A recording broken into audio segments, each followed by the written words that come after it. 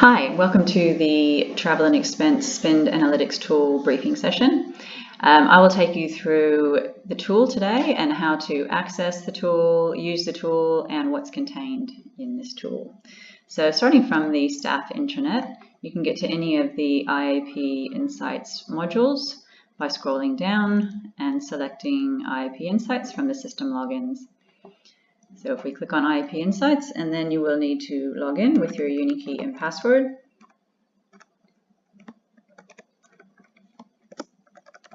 And then this will take you to the welcome page. So from the welcome page, you can get to the Spend Analytics tool through the Dashboards dropdown. So if I select Dashboards dropdown and then look for Spend Analytics and click on the Concur Spend Analysis link. And that will take me to the top level dashboard. Okay, now we're in the Overall Expenses tab, and you can see within this report there's a number of graphs. What I'll just talk you through firstly is a little bit about the data. So this data is available from 2017, and it comes from the Concur Travel and Expense corporate card data, which has been incorporated into the tool. Just as a note, the prior Freedom data has not been incorporated into the tool. This data is at an expense line level with allocations to more than one RCPC included. And you will also see transactions that have not been acquitted included in this report, as well as those that have. So we load this data daily. What you will notice when you look at the transaction dates is it can be about 48 hours old, as it takes that time to come across between the systems. And we load the data at about 6 p.m. each day, so you'll also notice if you are working during that time that you might get changes to the data. So best to keep that in mind between about 5 and 8 p.m. Okay, so that was just a bit about the data itself. We can have a look at the dimensions of the data. So looking across the top at the filters that you can see, so we have year, month, we have category. We just drop down and have a look at a few of the categories, for example. We have project type, discretionary, tied, and support. And as I just mentioned, we have the approval status, which, as you can see, has approved transactions as well as others not submitted, sent back to employee, etc. The next set of prompts are for the master organizational hierarchy. And across the master organizational hierarchy, you can see level 3, which is like your faculties, DVC portfolios, etc. You can see level 4, which has, say, schools, university schools, clinical schools, and the level 5, which has disciplines, departments, centers, and institutes. So these three prompts work together. So if I were to, for example, select a prompt from the level 3, and as I mentioned, these are things like the faculties and the PSUs, for example. But if, for example, I wanted to select one of the faculties, say arts and social sciences, then you'll also see that at the level 4, you only get a selection from those level 4s that are within arts and social sciences. So in this case, the schools of arts. And I could select one from here, but at the moment, I'll just leave that as it is. So anytime I make a selection, in this case, I've selected arts and social sciences, I need to hit the apply button. Always remember that. And that will then reflect in the dashboard. So just going through what we can see in the dashboard, we have a number of metrics across the top. So total spend, number of transactions, average spend per transaction and per month. And then we have a number of graphs. So we have spend by month. As you can see, that this takes us back to the beginning of 2017 and through the current date. This graph here with the organizational departments by spend, because I've selected arts and social sciences, I can see the schools below that. So it takes you to one level below what you have selected when you have a level 3 selected, for example. I can see my top 10 categories by spend, airfare at the top, and working my way down. So top 10 vendors by spend, Qantas is there at the top, not surprisingly. Staff members and top 1,000 staff members. Just as a note, you won't see people's names within this demonstration as we have masked the names. And the top 1,000 staff members graph is particularly used to point out outliers in the data. So we could be looking at ones like this one where it's about a high number of transactions, or for example, this one up here, which might be a high value of transactions. That's the main use of that particular graph. So one thing we might want to do once we've sort of had a look at this data is we might want to go and look at a bit more detail.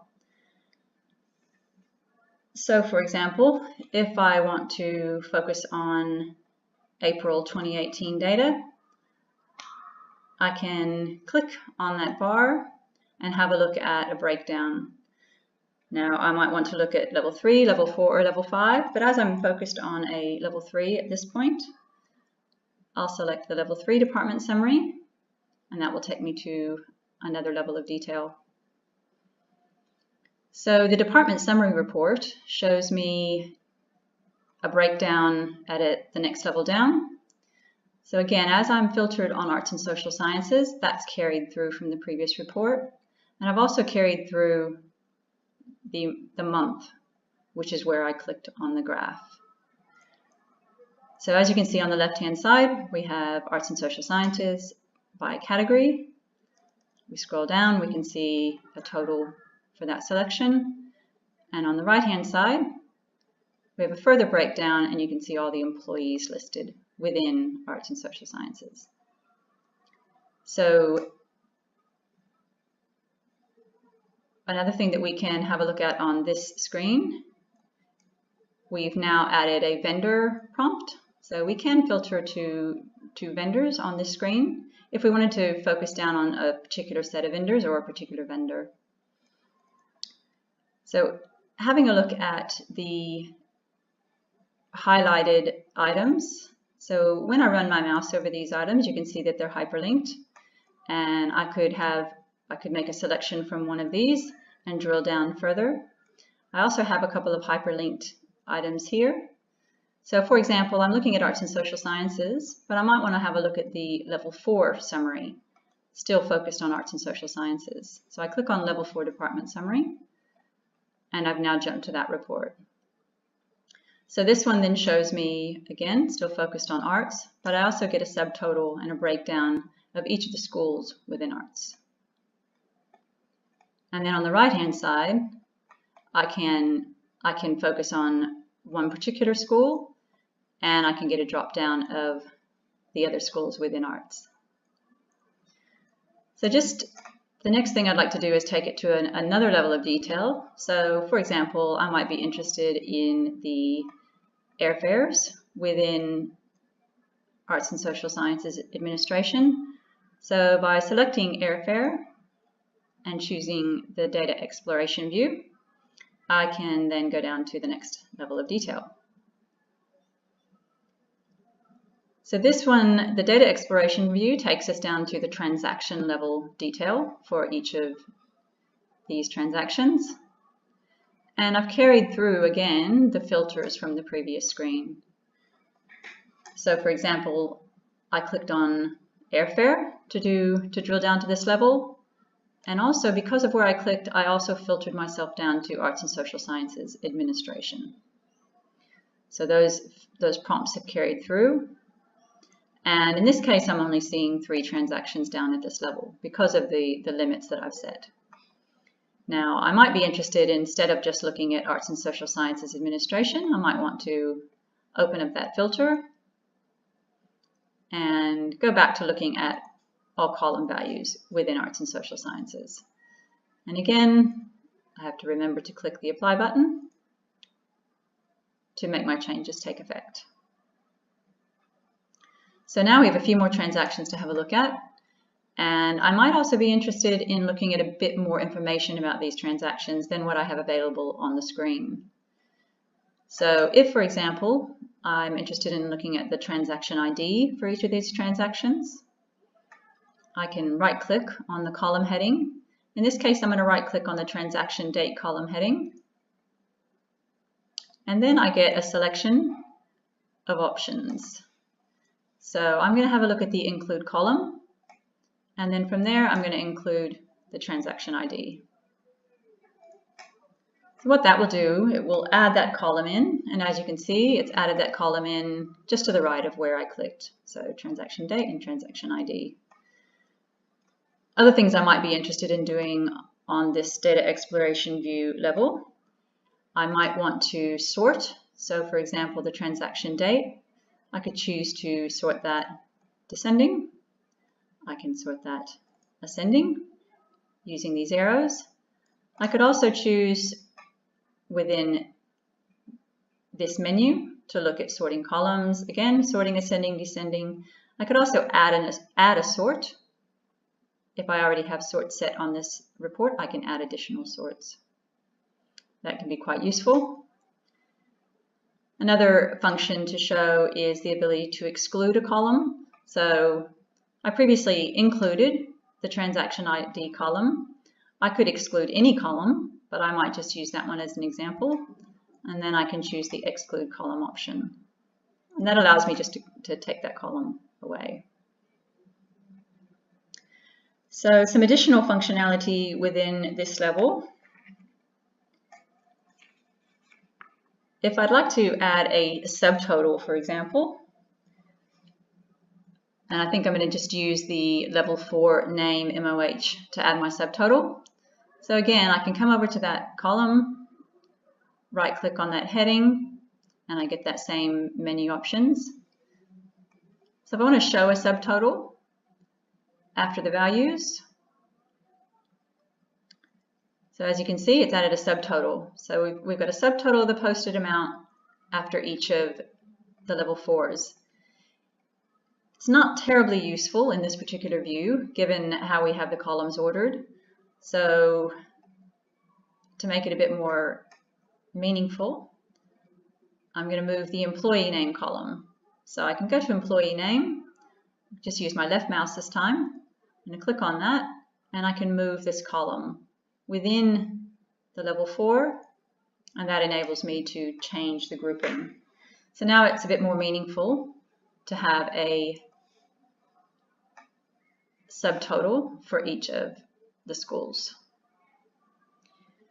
So I've been doing a few things here. I've been doing a little bit of customization, some sorting. I might decide at one point that I'd like to just start fresh, put this report back to where it started in terms of the customizations. So I can come up here to the cog up in the top right hand corner, click on that, and I get a number of options. And one of those is to clear my customization. So this might be something I want to do if I have, again, made a few changes and just want to go back to where things started. I won't do that for now. I'll leave things as they are. So a couple more things on this screen. One thing just down the bottom of the table. So if you scroll to the bottom of the table, there's an export button. So this enables me to export the data in this table in a number of formats. I could export to PDF, Excel, and CSV format. Those are the main useful ones. There are a few other formats there. Those are the ones you'll probably tend to find that come in handy. Okay, so let's look at some other options for how we can use our filters. So for example, we might want to filter down on a particular vendor. In this case, instead of just choosing the vendor from the list, I might want to do a search. So one tip when you're doing a search is to deselect the all column values option first before you hit the search button. So now I will select search. And let's say, for example, I want to find any transactions with Virgin in the name, in the vendor name. So I can choose Virgin. It will look for anything that contains Virgin, and I don't need to worry about the case sensitivity. So if I hit search here, you can see that I actually get a number of options for this vendor. So the way the data comes in for this vendor, there's obviously a code that's attached to the vendor name. So instead of just selecting one of these, we can select them all at the same time by clicking the double arrows. And then if I say OK at this point, and again hit apply, I'll filter this down to only the transactions with any of those virgin numbers on them. So this is quite useful if you have something like, for example, Virgin, or if, say, Woolworths, or any other examples where you might want to select multiples of that vendor. So this is pretty much all I wanted to show you down at this level. So one of the other options that you can do for navigation is to use what we call breadcrumbs. So just down the bottom of this page, you can see the path that I took to get here. So I started at overall expenses, and I moved to a level 3 department summary, level 4, and then I came down to the data exploration view. So if I want to go back, I can choose to go back one step at a time, or for example, I can jump all the way back to where I started. So in this case, I'm going to go back to the overall expenses. And as you can see, it's actually come back into this report where I left it. So I had already filtered to arts and social sciences before I started my drill down. So one thing I wanted to show you back in this report is, for example, if I'm the Dean of Arts and Social Sciences, I might want to save this as my view when I come into the tool. So one way to do that is to what we call save a customization. So I can go back to my cog and choose that option. I select save a current customization. Gives me the option of giving this a name, and I'm going to call it Arts Test 2. I can make this my default for this page if I like. What that'll allow me to do is the next time I log in, it'll automatically come to this page with this filter set. If I don't want to set it as a default, I can just save it as a customization and choose it myself. So that's what I'm going to do this time. I'll say OK, and I've now just saved that customization. So just to demonstrate how that works, I can choose to reset my prompts. So I'm going to reset my prompts to the default value for this report. You can see that's cleared out my prompt for arts, and I'll hit apply. So this is taking me back to that starting position when we first came in. And just to show how you would apply a saved customization, I chose Arts Test 2. That's now done my filtering for me and refreshed the page. So I can have a number of customizations saved, as you could see when I just made that selection. I might have multiple different views that I want to save and use at different times. It just gives me a quick way to get to those. So that's pretty much shown you the functionality that we wanted to show in this report. Thank you very much for your time.